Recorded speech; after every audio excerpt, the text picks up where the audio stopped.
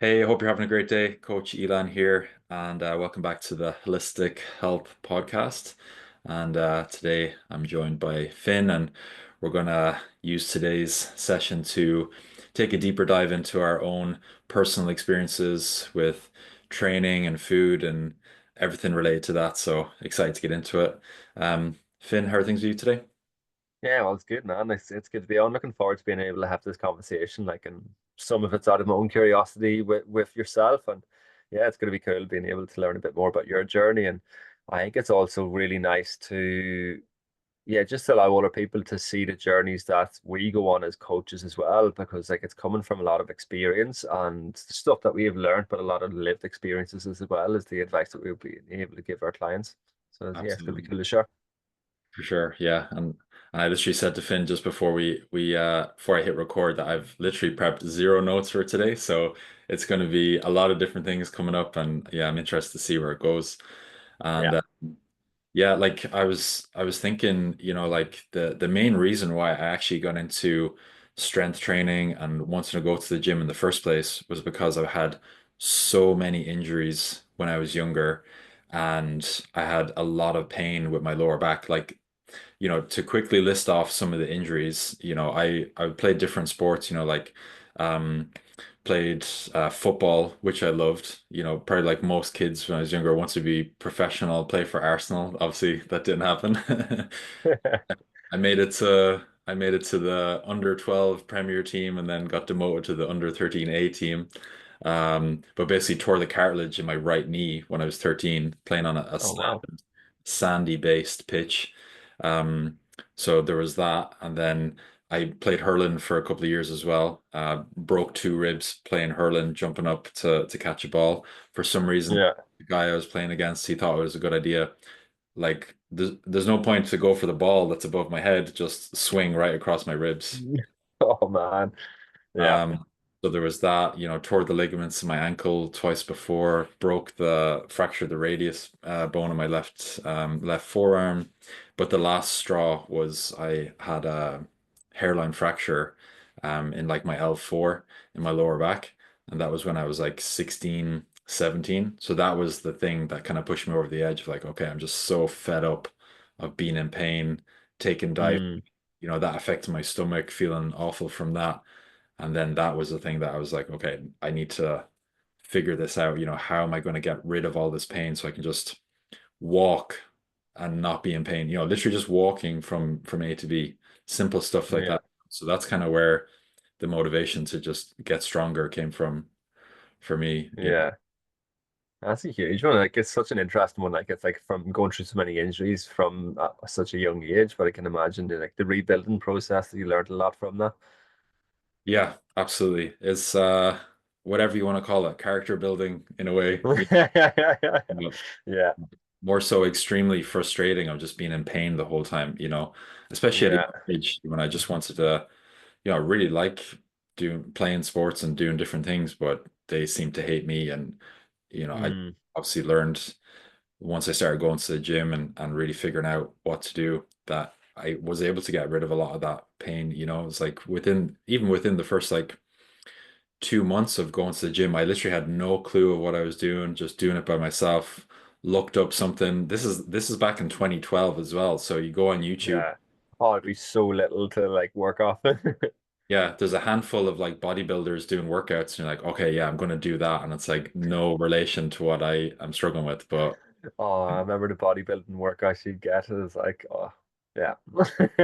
um, but yeah, like somehow managed to, figure out some things that help to get rid of pain and start to see some progress, and just kind of go from there gradually. But what would you say was the main thing that kind of got you into the training side of things first?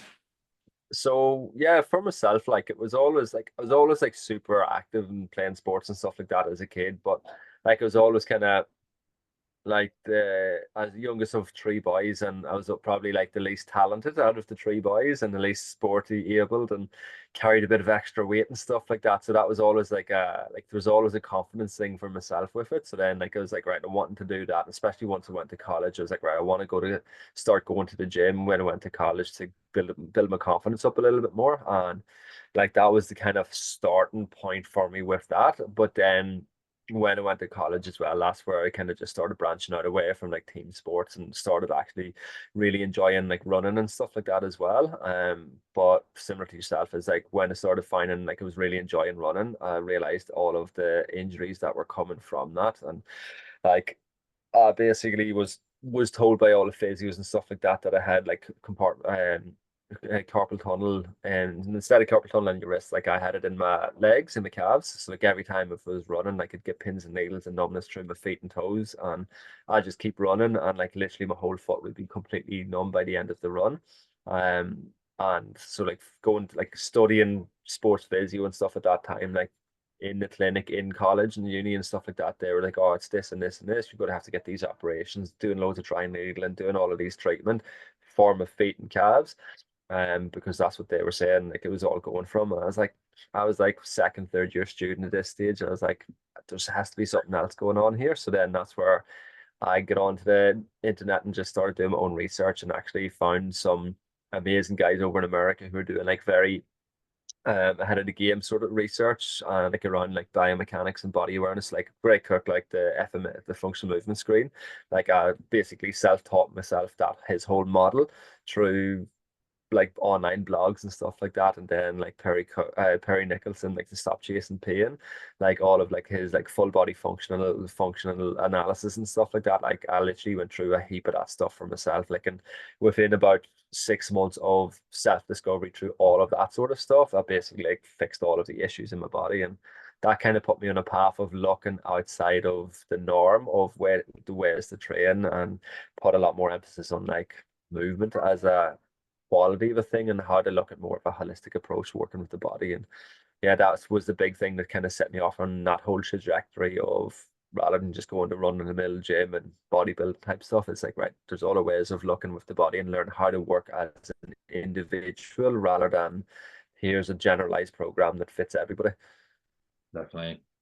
Yeah, it's such a game changer finding out about people like that. I found out about Gray Cook and Perry Nicholson and some people like that probably a little bit later, around kind of like 2017, 2018. But the first people that I came across back in maybe like 2013, 2014 was like Kelly Starrett mostly. He was like very popular Yeah, at the yeah, time, and he yeah. had so many different things because it's just coming back to me now. But once I started training regularly, I was doing all the typical exercises, mostly barbells, bench press, stuff like that.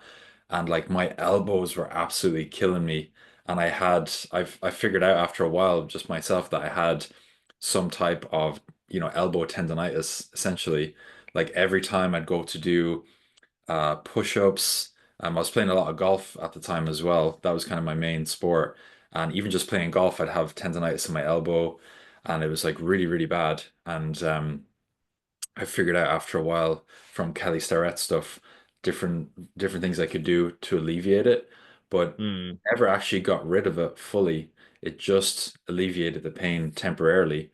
And it actually took me another like 4 or 5 years to be like, okay, I actually need to get rid of a lot of these exercises because they're not like these exercises are fine for some people, but they're not working for me. Like I need to do other things. So yeah. I also did a seminar with Eugene Teo. I don't know if you're familiar with him. He's uh, No. he's actually pretty close to you now. He's Australian. I don't know which part of Australia, but he's closer to you than me. But Eugene is a genius, and I went to one of his seminars back in like 2018, and he had kind of like a fix for elbow tendonitis, and it's not what you think at all. It's well, you probably will be able to guess it now with your level of experience, but he was like, if you can get like a broom handle or some kind of weight, and you do flexion extension with your wrist, or I think it's called radial or an ulna deviation Deviation, for yeah. everyone like really into biomechanics. But um, yeah, if you do that kind of exercise, holding a weight, and it really gets a lot of blood flow into like the flexors, extensors around your elbow, that will actually help to get rid of it. And I started doing that for a few months, and now I literally have no issues with elbow tendonitis anymore.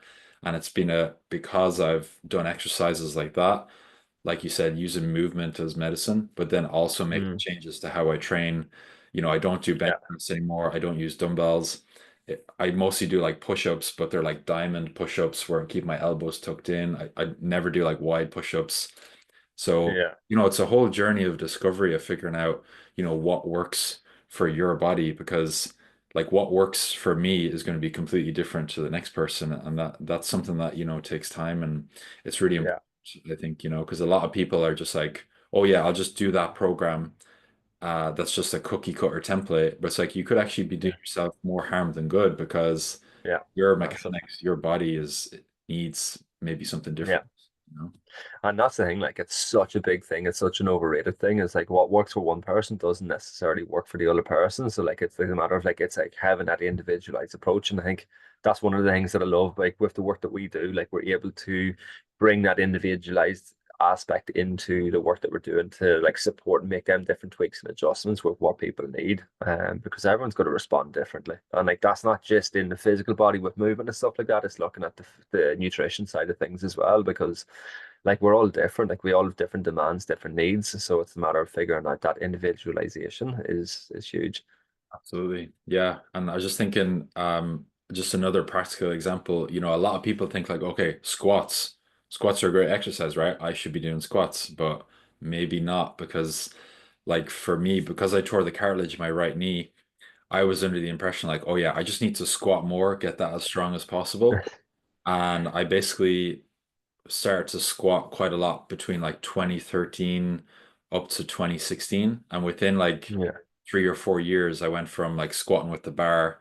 And then I competed in a powerlifting competition, squatted 175 kg, which is almost double body weight.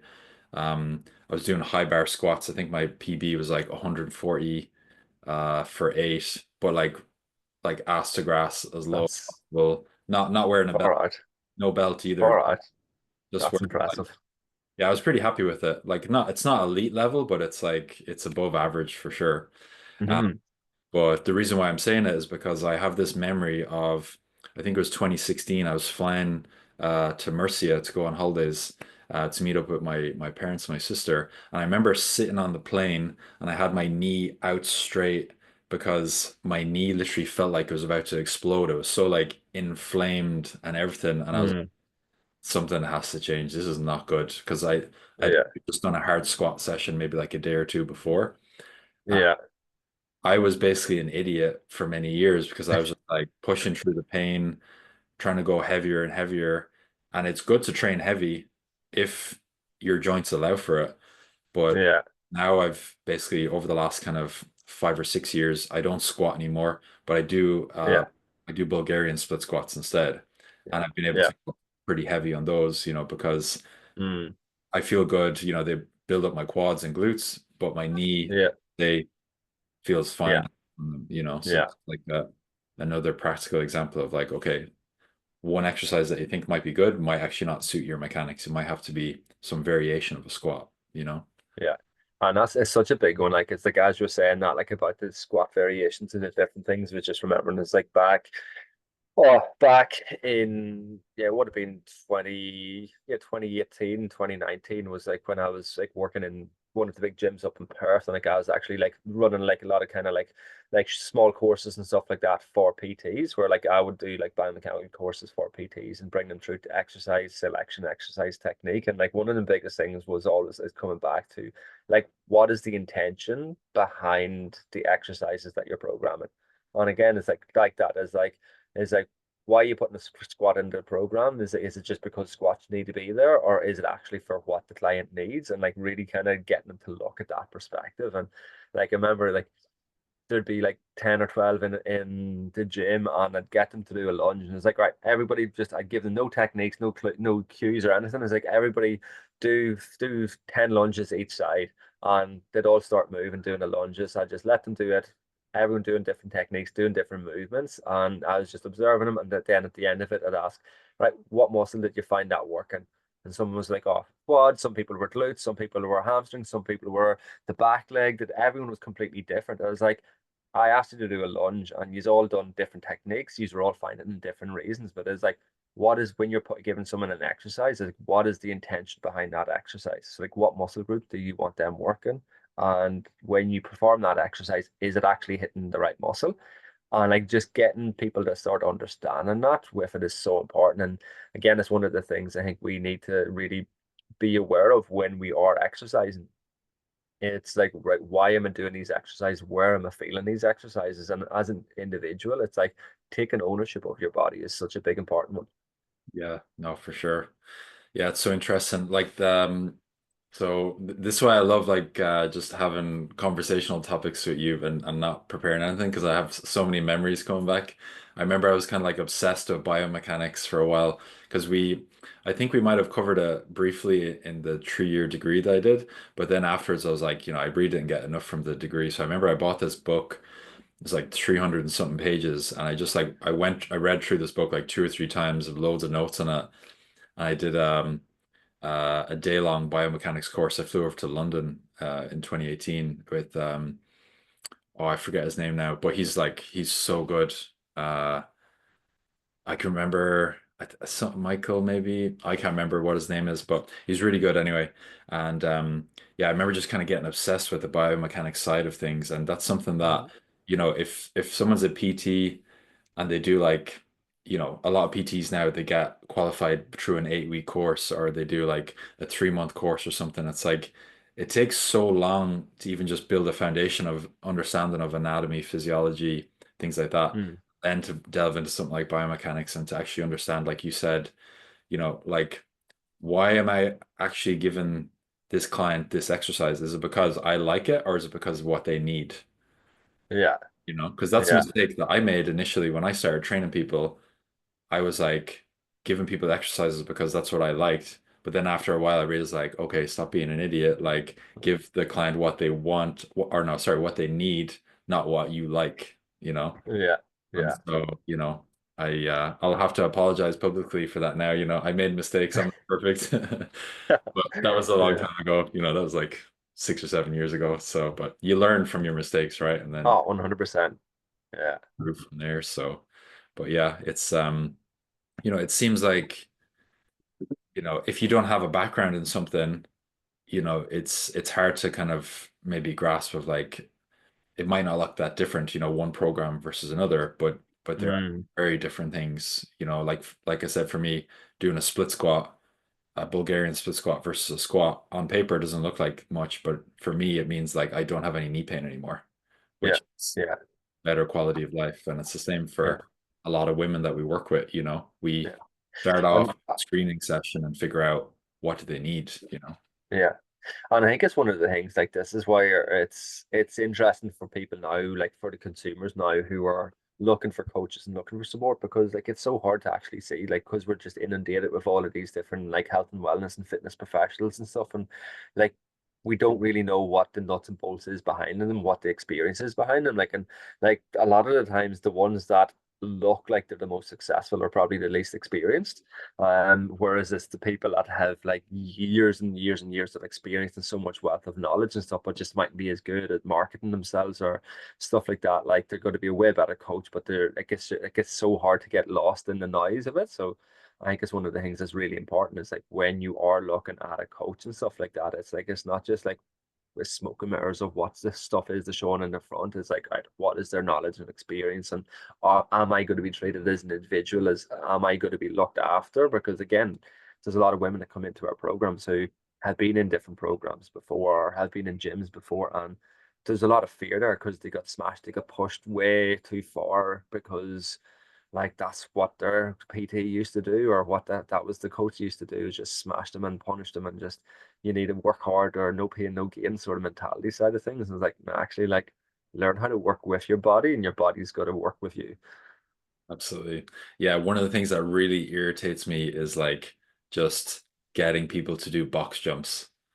And it's like 99% of people never need to do box jumps. It makes no Yeah. sense whatsoever. And the amount of people, and because somebody reminded me of this just a few days ago, um, like the amount of women specifically that I've talked to or that we've had as clients that have been like, I used to work with this PT and they had me doing box jumps and I've literally, scraped or shredded the skin all down the front of my shin. I've, twisted my ankle or tore a ligament or, messed up my knee.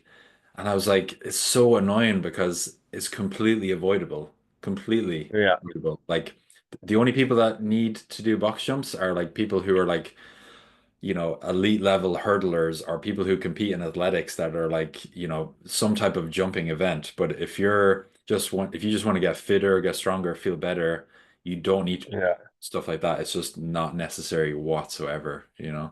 100%, 100%. It's crazy. So it's just there's so many things that are avoidable, and yet the PTs who are inexperienced or coaches that are getting people to do this, it's just like it's a recipe for disaster, basically. Yeah. That's a big one. It really is. And then like I know we've been talking a lot about like the movement and the exercise component of things. Like what about like the nutrition side of things for yourself? Like what's that journey been like for you? Yeah. Interesting. I've actually developed a I'm not going to say it's an intolerance, but definitely a sensitivity to dairy. And I really started to notice that back in like 2022. So over the last kind of like 2 or 3 years, I try my best to not have any dairy products anymore. So and this absolutely kills me. Like every time I go into Lidl or Tesco, I'll literally just walk down the ice cream aisle and I'm like, oh yeah, that looks amazing. Oh, I'd love to get those Magnums, or I'd love to get that. And then I just have to stand there and be like, oh no, I actually can't eat any of that anymore. So it's so frustrating.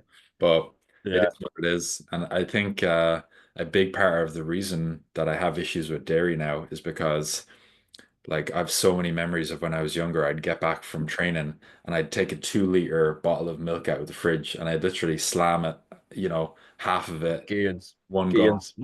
Yeah, yeah.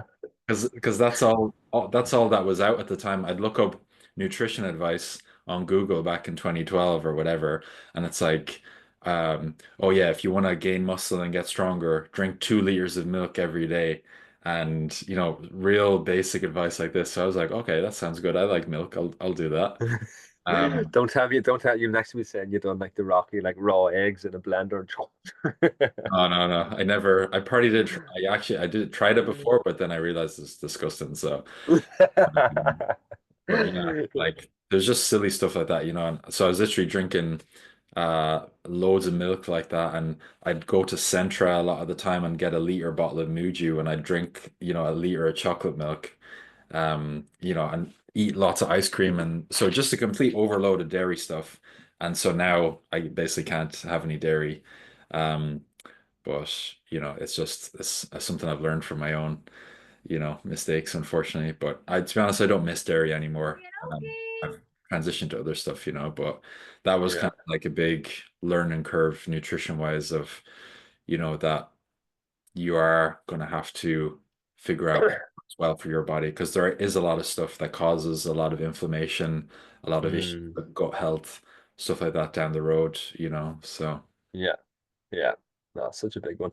what Yeah, about? like I think for myself, like it's been such an interesting journey with it. Like and like I've gone like full circle with it. Like I've tried loads of different I like to try lots of different things. I'm very much a generalist rather than a specialist. Like I was like and that comes with my food side of it, whereas like went on like the mad like paleo buzz for a while and like like I didn't go full carnivore. Like paleo was one of the ones that I really liked for quite a while, but then on the flip of that, like I was like full plant-based vegan for about a year or so as well and then everything in between. But like it's more so in the last 10 years, especially like when we were plant-based, that just kind of happened by default because as myself and Shona, like we were just kind of like understanding ourselves, just getting healthier, just kind of learning more and more about like health and well-being and just like looking at all of that. It's like Shona's like hormones were all completely out of whack. Like and like we were like it's before we were getting married, we were starting to talk about babies and stuff like that. And like her hormones, her cycle was completely out of whack because of like she was in the pill for a long time and like her diet was all out of whack and stuff like that. So she never had a regular cycle. So she started going to see a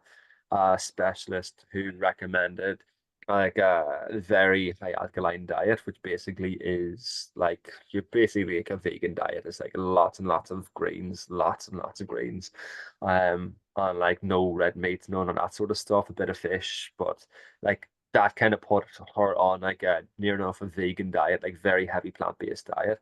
And then by default and laziness for myself, like I just kind of fell into that. And like that worked really well for a period of time. But like I know for myself, I would always listen to my body as like, right, if I felt like I needed meat, I was gonna have meat. But then there was periods where I might have went like 6 months without craving any meat. But then it changed for me like very suddenly, whereas like I started craving it more and more. And then like there was one day I was like, I need chicken liver. Or I was like, I fucking hate chicken liver. I just had memories of being a kid thinking like, what is that stink that mom was cooking in the kitchen? And like the thoughts of it. But I was like, this it was so strong. And it was like, I need to get chicken liver. So like clearly my body was deficient on a lot of minerals and nutrients and stuff coming from that. And like when I got the chicken liver, I was like dry retching as I was like putting it onto the pan and stuff like that. I was like, this is disgusting. But as soon as it started cooking, like I ate literally the whole packet of chicken liver off the frying pan. I didn't even get it onto a plate. And I was like, all right, this is where that bio individuality comes into play. It's like don't follow one specific diet, follow what your body needs. And that was back 6 years ago. And like that's what I've been following since. It's like really being more in tune with my body, with myself, with my body, and what my body needs, and just what that looks like. And that's what I always teach with the ladies that we work on. Is like I keep saying in the first session that we have is like we do not give you a diet. We teach you about nutrition and help you learn and understand what your body needs. So it's creating a healthy relationship and a healthy lifestyle around food rather than here's a food plan, follow that for the next 12 weeks, and then after that, like figure it out for yourself. So it's Uh, all about learning how to figure things out and what works best for you. yeah, no, that's amazing. So interesting to hear. It's like because even the word diet is completely taken out of context. The word diet, the base meaning in Latin literally means way of living or way of life. Mm, So the way that people interpret diet from magazines and stuff is a diet is something that you do for a short period of time to lose weight, but that's not yeah, what the word actually means. So yeah, like that's exactly why, we have that approach of like anyone that we work with and how we do things ourselves. It's like any changes that you make with food now are changes that you should be able to continue with literally for the next 5 years, 10 years, for the rest of your life. And it just becomes a yeah, part of the way that you live so that you can enjoy food that you like and you look forward to. And it just makes sense to do because that's what works for your body. And yeah, it's something that a lot of people don't take into consideration. It's like a lot of people just look at like, okay, I need to be on this amount of calories per day. And it's like, okay, but calories are just one part of a bigger picture. Like calories mm, are there, but also what's going to be ideal for you with your macronutrients. Because a lot of people think like, oh, fat is bad, so I need to go low fat. And it's like, that's a terrible idea. Like, don't do that. yeah, Don't yeah, don't go low fat unless you want to mess up your hormones, your nervous system, your energy levels. Like if you want all that bad stuff, then fire away. But it's not a good idea. And it's like any extreme is generally not great. yeah, So, yeah, and then there's the macronutrients, obviously balancing protein, carbs, fats, having enough fiber, but then also looking at your micronutrients as well. So you said with the chicken liver, like micronutrient density of, I can't remember off the top of my head, but like organ meats in general are super high in so many yeah, micronutrients yeah, um, that they're not for everybody in terms of taste, but if you do like them, yeah, they're literally like superfoods. yeah. Call them that, you Yeah. know? Like and that's it. Like that's what like I make up a pate now, like and like Yeah. it's literally like your superfood pate, like and the kids love it. Like I love it. Like it's such a good thing. But again, it's so packed full of nutrients and stuff. Like if you don't like it because it's a quite strong taste, like you can get like it's like the beef liver capsules and stuff like that now, where it's like dehydrated beef liver that's just put into like easy capsules. Like and I know a lot of people like that, like a lot of friends and stuff like that. That's how they consume that sort of thing rather than cooking up their own livers and stuff like that if that doesn't tickle your fancy. Yeah, definitely. And like everyone has their own preference, whether you're vegan or vegetarian or pescatarian or you eat meat or whatever. And the main way that I always look at it is like, okay, if you are, let's say, a vegan, we want to figure out what's going to work for you, but then also what are you missing? So a lot of vegans are going to be missing creatine from their diet because they don't eat meat. So creatine is going to help with extra energy if that's something that you're open to supplementing with, helps a lot with energy. But then Yeah, also, you're missing a lot of essential B vitamins for energy metabolism. So, a lot of B vitamins and micronutrients like zinc and magnesium and stuff like that you're going to get from red meat, you're going to be more likely to be deficient in as a vegan. So Yeah. how can you Yeah. actually supplement with something to make up for that? So it means like you can still continue with the way that you like to eat and then also have good health because you know what areas that you're maybe missing out on. That's all. And there's Yeah. lots of vegan, supplements that you can get that have B vitamins and stuff like that. Yeah. So Yeah. um, yeah, I think it's so important to figure out what works for you, because like um I really enjoy eating lots of different types of food, vegan, Mm. vegetarian, but I always stick to a lot of the same things because I just know that they work really well for me. Red meat is something Yeah. that makes me feel very, very good in terms of energy. I eat Yeah. tons of carbs, which maybe for some people might be a surprise to hear, but I train a lot. I'm 6'3", 90 kg. I need 4,000 calories a day. I need a lot of fuel in the tank to keep me going. So Yeah. carbs from pasta, rice, quinoa, bagels, potatoes, all the good stuff. I need all of that. But Yeah. that's Yeah. specific to me. Yeah. But like Um, for me, like I'm the opposite with that. It's like I my body works and thrives more of like high protein, high fat, lower carb diet. Like oh, whereas interesting. if I have too many carbs, like I feel like real heavy and stodgy and bloated and stuff. And like Okay. that's no matter like if it's like gluten free, if it's full gluten, like it doesn't matter what the carbs are. If I have too many carbs, like I feel a lot more stodgy and heavy Wow. and that. Whereas like my body thrives when it's on like a high protein, high fat, lower carb diet. And like that's like that's what it's one of the things like for like my ultra running and stuff like that. That's where it gets fucking really annoying because Yeah. it's easy to get like so much more energy from the carb side of it, but like it does like I've tried so many different food plans to help with that. But like I do not function really well on a high carb. Whereas like when I'm fueling myself for runs, like I fuel myself in fats rather than carbs.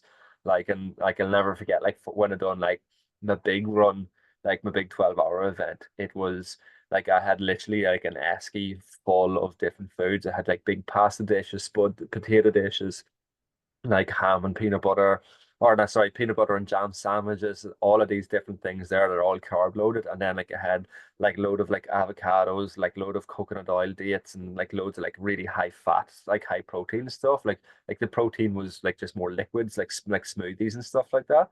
And I had a load of stuff there for the first 6 hours, and then Sean was bringing more stuff down for the second 6 hours. And like I ran out of all the fat stuff in the first 6 hours because I was like, I literally can't stomach any of that stuff. This is the only things that I could use. Like I was literally just, it was just fat, fat, fat, fat, fat.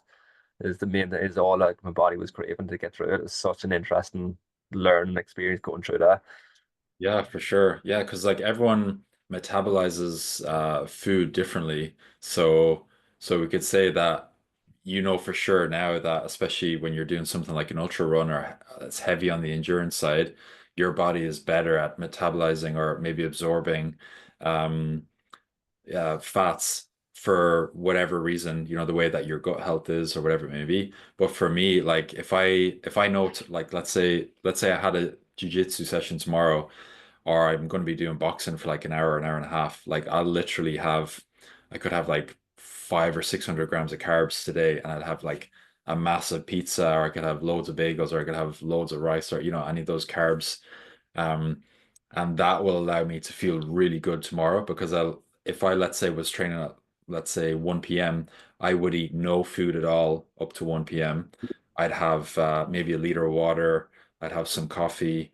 Um, stuff like that. But I do way better if I have a lot of food the day before and then I'm Yeah, almost fasted of no food and have an empty stomach completely then for training. Like that's how I feel. yeah, Literally, I'm peak performance. yeah, My cardio yeah. is really good, strength is really good.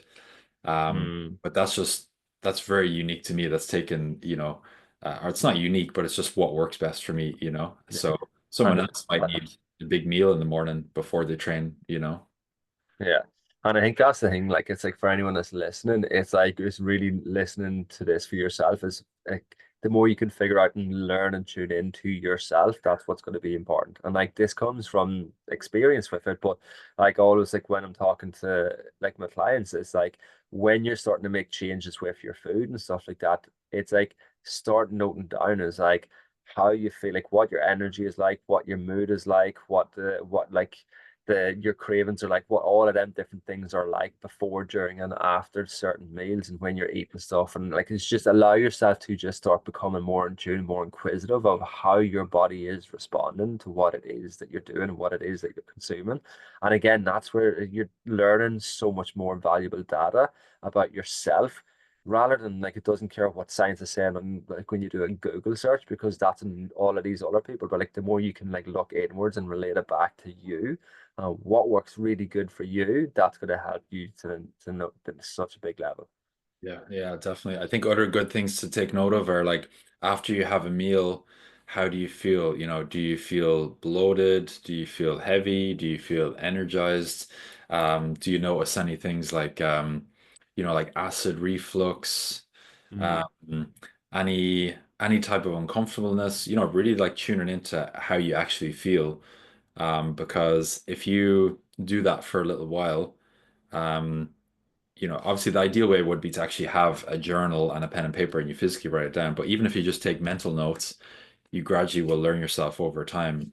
So, like, I know for sure if I went and had any type of ice cream, like in a few hours, my stomach is going to feel really bad. I'm going to feel a little bit bloated. I'm going to feel low energy. I'm going to feel like zapped mm, completely. So I'm just yeah, so now I have the willpower that I can actually stay away from it.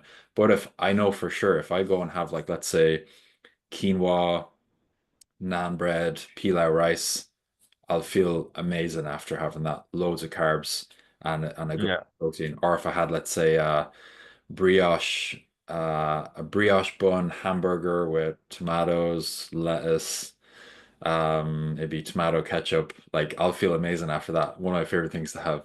So it's a mixture of carbs and protein. But someone else might have that and like not work for them at all. yeah.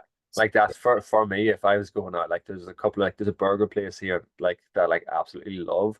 Like I love burger, but like if I go and have like burgers and fries, I'm like, do I want to have burger on it, like with its on its own and no fries, or do I want to have some fries as well? So like I'll go and have the burger and like peel out half of the bread from the burger so I can still enjoy like the basics of it, and then have some, and like that gives me the best. Whereas if I had a full burger and some fries, like I'd want to sleep half an hour after that. I'd feel so heavy and full. Whereas if you take out a heap of the bread, I still get that feeling from it, and I still get to enjoy my fries as well. Like, and like it doesn't affect me near as much. Yeah. So next time or when I go to Australia for the first time, we'll go for burgers and then you can give me all your chips and I'll have them. Yeah, yeah. But Sounds again, like good. it's like such a big thing. Like it's just like it's really starting to like just tune into yourself. Like start asking yourself them questions, start tuning into how you're feeling, like what way your body's responding and stuff like that. Like it's such a big thing. It's such an important aspect for anybody who's on this journey of like understanding themselves better. Yeah, no, for sure. Like, and I suppose the main thing as well is just to give yourself the time to do it as well, because we're speaking about this, kind of quickly and fluidly, and it's only because we've been on this journey. For me anyway, it started literally April 19th, 2012. That's the first gym session. That was kind of like the post in the ground for me. So it's been, how long? Almost Why do you know that date? Oh, I don't know. I don't know. I have like, I don't have photographic memory, definitely not. But I just have like, I've always been good with like dates and times. Like when I was younger, my mom used to call me the Timinator because like she'd be like, okay, we're leaving at 9 to go somewhere. And then I'd be looking at her like, okay, well, it's 9:02 now. So what's going on? So I was just always been like that since I've been really, really young. So there's certain dates and times that I can remember, but April 19th, 2012, that's That's the mad. start of my kind of journey when it comes to all this kind of stuff. So that's been a long time, and it's taken that time to learn myself. And Yeah, when yeah. was it that you started, kind of like for your journey, like how many years would you say it's been so far? I was like actually counted up, like it's coming on to what is it? Like when I went to college, so it's coming up to 18, 19 years now of like being more clued in and taking it more awareness. Because like when I went to college was when I started taking my health a lot more serious and started looking at the food, started training more consistent. And before that, like it was playing football and not really kind of thinking too much about it. Yeah. But yeah, like when I went to college, like because that's when I started working in the college gym in first year, and then just kind of like yeah, went from there. Nice, good stuff. So were you mostly running then throughout college, or like what was the Um, kind of progression? running and gym. So like doing like a lot of gym work, do like a 3 or 4 day split in the gym and then doing running. But like his running was like up to like mainly just doing like kind of 5K, 10K runs. And then towards the end of college was when I started doing um what else did I start doing? And like that's no, I was when I finished college, after 4 years of college, that's when I started doing my first, like I'd done a couple of sprint triathlons. So like I learned, taught myself how to do swim again and got a bike and done a couple of sprint triathlons and duathlons and then done my first half marathon as well back then. Nice. And So had a little spell for 6 months of doing boxing. That was just for a charity event. And then yeah, from that, like and that was like once we went to Australia, then after that, shortly after that, that's when I got like a lot more into like my running and triathlon, sprint triathlons a lot more. nice. And so how like what was the time between doing a bit of running for the first time, um, but then progressing all the way up to doing an ultra marathon? Like how like what was that kind of time frame like? So when that would have been 14 years ago when we got to Australia was when I spent the first 2 years doing quite a few like sprint triathlons and like 10Ks and half marathons and stuff. But like when I was doing all of that, like and training all of that, like I always said that the thoughts of running a marathon bored the life out of me, but the thoughts of doing a like an ultra, something really intrigued me. And like it doesn't make sense logically because you're running for longer, but I don't know, it was just something different. Like I don't like the Sydney half marathon and like I loved it, but I hated it because I just hated like the bigness of the event. So like after I'd done the Sydney half marathon and we moved to Perth, that's when I started found my love for like trail running and like so then I like looked for all of the events like were like the kind of small like dirt bag runner trail running events rather than like the big grandiose here's my winner's medal. I was like I just want Yeah. to meet people and go and get lost in the forest for a couple of hours and do that sort of stuff. And I think that was one of the big things that intrigued me by like the ultra marathon mindset compared like with runners, there's two very different mindsets. There's like you have all of the gear, you have all of the watches, the gears. Like I'm just like put on a pair of shoes if I'm lucky and just go off and run. Like no watches, no nothing. Like just like completely like bare knuckle it. Like and that's my mentality, that's my mindset with it. Like even like no music, no nothing. Is like I love just going off for a couple of hours run, like literally just with the clothes that I'm wearing and like that side of it, that mentality, that whole relationship with it, like just really interested me and intrigued me with it, and that's why it kind of set me off that path more. Yeah, that's amazing. I'm like I've always been fairly minimalist as well. Like so, other than some a pair of comfortable, just something comfortable to wear. I don't have anything, no watch or anything. If I want to check my heart rate, I'll go like that and I'll count how many beats there are in 6 seconds multiplied by 10, and then I have my heart rate. I Yeah, know, fatigue wise, but other than that, yeah, I think that's like it's kind of like a bit of a procrastination thing for some people of like, okay, when I have all the gear, then I'll do X, Y, or Z. It's like, okay, well, actually, if you just go and do the thing, that's how you're going to get better at it. yeah, Um, yeah, 100%. so, so the ultra marathon then, like, did you go from a half marathon to a marathon, or did you go from a half marathon straight to an ultra? I went for the half marathon and then I took a couple of years kind of like backed off running quite a bit for a few years because that's when I started like after like basically once Bonnie is our oldest. She's 9 now. Like for like the first maybe 2 or 3 years of her life, like I wasn't doing as much running then. That's where like I was doing a lot more focus and working a lot more like kind of bodyweight strength training, gymnastic strength training and stuff, because that's where like I was the gym that I was working out of where I had my clinic space and stuff like that was like a mixed movement facility. So like I was literally just like a fucking kid in a Yeah. candy store. Like it was like this epic, massive, big warehouse gym, and like training with some of the best coaches like in the world that I've ever trained with, like and just learning so much and like all about like handstands, gymnastic rings, doing all of that sort of stuff. So and like lots of like mobility focused stuff. So like I just got like really deep into that sort of training and like would just go for a run every so often to kind of just because I really like running, but I was never doing like massive stuff.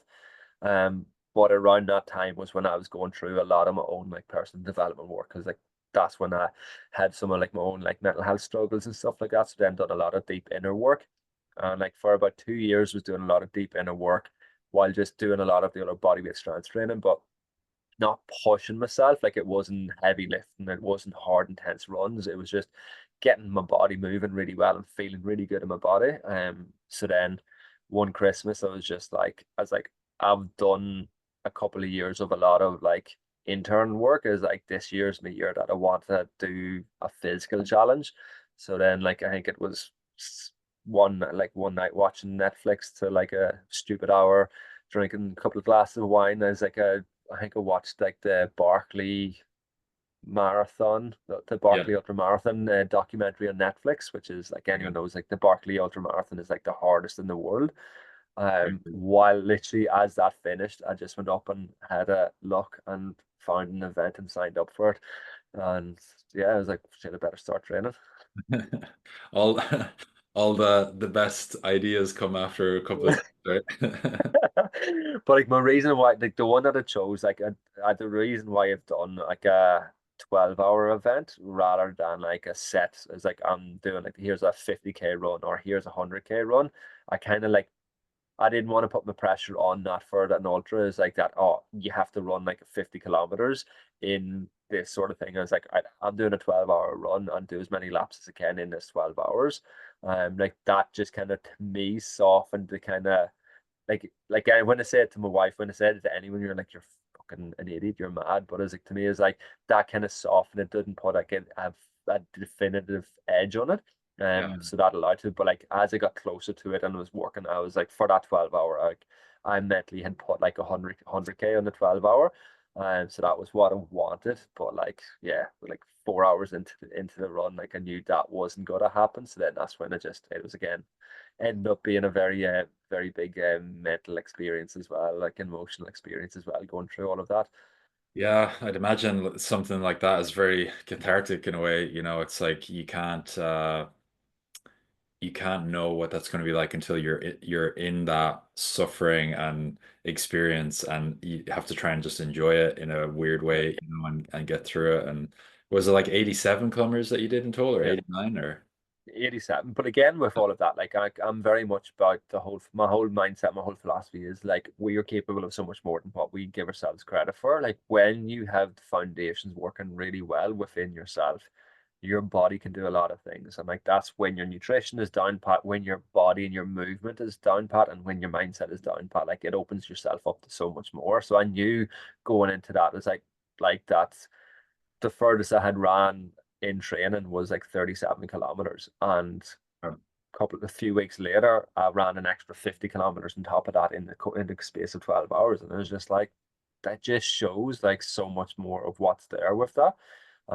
But again, like when I bring that back to like everything that we've been speaking into, it's like again, it's coming back to ourselves, coming back and tuning in with yourself, with what your body needs, with how you can support your body. What does that look like? Like it's such a big thing. yeah, no, it's amazing. Yeah, I suppose like my journey through different things is a little bit different because like I said, I started the strength training in 2012 just to rehab my lower back. And then as I gradually got into that, golf was still the main priority at the time. But then after a few months, I started to realize like, oh, I'm actually making good progress here because I bring a notebook with me to the gym and I'd be tracking my numbers and I'd be seeing my numbers going up like every month. And then I was like, oh, imagine if I could, you know, what was it at the time? I was like, imagine if I could squat 100 kg or deadlift 100 kg. You know, I'd be so happy with that. And Yeah. and then That happened pretty quickly. Like I remember after I think my first year of training, I went from like, not squatting at all up to like I think it was like 80 kg or something like that. And then I got fed up with golf and I was like, okay, I'm not doing that anymore. Even though I was like quite good at it, I was like, no, I'm just gonna quit and just focus on strength training. And then strength training and just getting really strong became the main Yeah, goal. And then long story short, after like 4 years of strength training, got my max squat up to like 175 in competition. It's like 227.5 kg deadlift, which is important because it's 500 pounds exactly. That was like a huge thing for me, getting to yeah, that was like the magic number. Bench was always terrible for me because of the elbow tendonitis, so I struggled to yeah, get above 100. But it was just funny how like I spent the first like 4 or 5 years really focused on strength specifically, literally just squat, bench, deadlift, lifting as much weight as possible. And then it kind of switched to a little bit more body weight stuff and, focusing on like push-ups, pull-ups. So I kind of got obsessed with that. And then I was like, oh, imagine if I could do a pull-up with a 20 kg plate hanging out between my legs. Like that would be so cool. And so I focused on that for a while and eventually got up to 45 kg for one. yeah, Really cool because it's like, almost three plates hanging in between my legs. So that was cool. But then after a couple of years of that, I was like, I'm kind of getting a bit fed up with the strength training. Like maybe I'll. yeah. So that's when I actually switched into doing a bit of running, and I didn't take it as far as you did, but I got up to doing. I did like a half marathon and just by myself. I did a crazy Goggins challenge, right? I was watching a lot of David Goggins, and I was like listening to his book, and I don't know why, but I was like, okay, I need to like. I felt the need to like test myself, and Mm, I think a lot of, especially young men, kind of get to some point in their life where they're like, I need to do something that's going to really test me just to see, kind of, what I'm made of. So yeah. I ended up, doing a Goggins challenge where I had like 2 hours sleep one night. And then this is the middle of the pandemic when like nobody was around. I was so bored, like, because my girlfriend we weren't living together at the time and I was literally living by myself and I had nothing better to do. So I was like, had 2 hours sleep, went down to the park, did 100 push-ups, 100 chin-ups, 100 sit-ups. It took like, I think just over an hour. And then I ran a half marathon up to the base of the Dublin Mountains and back. And then I literally left my house at like, I don't know, it was 3 a.m. or something. And I got back at like 7 a.m. And yeah, I've never been as sore in my life, for like a whole week afterwards. My legs are killing me from all the push-ups and chin-ups, like my arms, like I was just so in bits, but it was like a challenge that I did. I was like, okay, I actually feel more at ease with myself now because of like I tried to like push my limit and I kind of, found Yeah, so yeah, I started doing like challenges like that and running, but then kind of got sick of the running after I got like down to a sub 6 minute mile was kind of like a big goal for me. And I got 5:54 when I was living in Barcelona. But then I started switching into more martial arts stuff. So that was kind of like the whole, journey and been focusing more on like jiu-jitsu and wrestling for the last year and a half, which is a lot of fun. Really is. It's something completely different as well. For anyone that's done martial arts, you'll know how there's a lot of differences between something like jiu-jitsu and wrestling, which is kind of like submission grappling. But then there's other martial arts like kickboxing and Muay Thai, which is more striking based, and they're very, very different. Like jiu-jitsu is a lot more cerebral, and it's basically like playing human chess. So yeah, it's I don't know, it's kind of a weird experience because like it's very physical, you're literally trying to submit somebody, but then it's like also I'm not really even thinking about the physical side. I'm thinking more technically of like, okay, where do I need to go to get into the right position so I can get the submission? So, but it's been a cool journey to kind of go through all these kind of different phases of what I enjoy and kind of leveling up, and it's yeah, I think it's cool when we get to chat about these things because our journey on the surface kind of look similar, but we've been through a lot of different things, to kind of get to where we are now, which is always interesting. Yeah. Yeah, nah, so true. Like, and that's it. Like, it's like no one. It's like it is a journey for everyone. Everyone goes on these different journeys with it, and I think it's one of the things like for like our clients. Like, as soon as they start kind of looking at things, taking on life in a different way, like it's amazing some of the stuff that they've opened themselves up to as well. By being able to challenge themselves in a different way and looking at life in a different way again, it just gets a new lease. Yeah, Yeah. it's cool. So I think the quality of life that you get from getting stronger, getting fitter, finding out what food works for you, sleeping better, the quality of life is something that, as I think, especially as we get older, we realize like, okay, just being able to bend down and pick something up and not have lower back pain, it's so amazing. That's a gift in itself. And being able to Yeah, go to the gym or go and do a run without being in too much pain, that's amazing. So it's like our health really is something that I think some of us can take for granted a lot of the time, and it's not going to be there unless we actually work to keep it there. So yeah, yeah, um yeah, like we could probably talk about stuff like this for forever. Um but I think we'll probably finish up there if that's okay with you, and I'm sure we can delve into some more topics like this in the future. And yeah, I really yeah. appreciate your time as always. It's always so interesting to chat about these things and really go in depth. And I'm always more fond of in-depth conversations and the surface level stuff. So Oh, 100%. Yeah, it's not so interesting. Like, and again, it's I think we always learn something new when we do these conversations, and like it is like it's just bringing it all back to that relatability for other people as well. It's like our paths are quite similar as well as a lot of differences in them, but it's like anyone that's listening to this, there's going to be things that just get you to kind of look at your life and like reflect back on some of your journey with your own health and wellness and fitness and stuff like that as well as what does that want to be looking like for yourself moving forward. It's a cool one. absolutely good stuff. So I'll leave all the links below where you can follow Finn, where you can check out more of our stuff on social media. If you like this, just drop a comment down below if there's anything in particular you'd like to see in future or hear us chat about. Just let us know. And yeah, I hope you enjoy the rest of your day, and we'll chat soon. Awesome.